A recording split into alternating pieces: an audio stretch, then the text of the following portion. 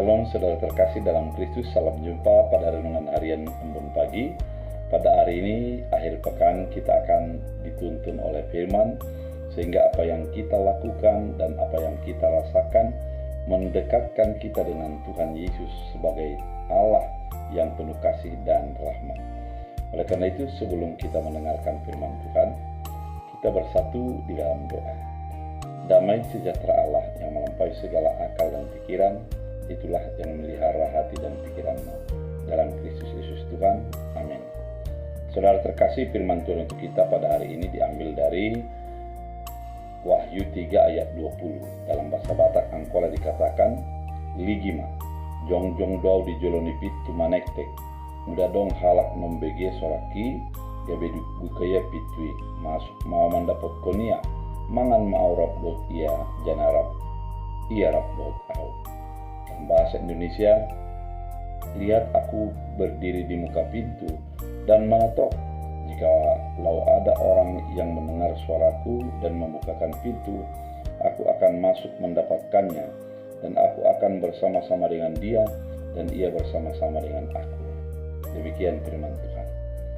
Saudara terkasih di dalam Kristus Yesus, firman Tuhan kali ini mengingatkan bahwa Yesus selalu menunggu pertobatan daripada setiap orang.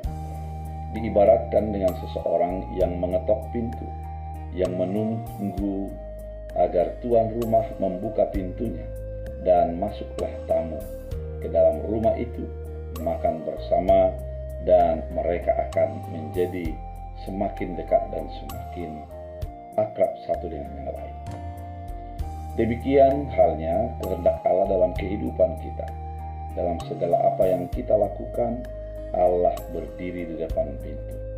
Maksudnya, Allah berdiri untuk memberikan perhatian, untuk menjadi orang-orang yang datang ataupun yang menjalani segala kehidupannya, membukakan pintu hati pertobatannya, sehingga Yesuslah yang mengisi hati itu, bukan lagi keinginannya, tapi menjadi Yesus yang hadir di dalam segala lingkup kehidupan. Ketika Yesus sudah hadir, bukan hanya menjadi merasakan kehadiran itu, namun menikmati sajian yang ada disediakan Allah dalam kerajaan-Nya. Saudara terkasih di dalam Kristus Yesus, sebagai orang yang hidup di dalam berbagai pergumulan, berbagai keadaan, dan berbagai situasi yang ada, kita dihadapkan dengan pemahaman bahwa Yesus berdiri di muka pintu.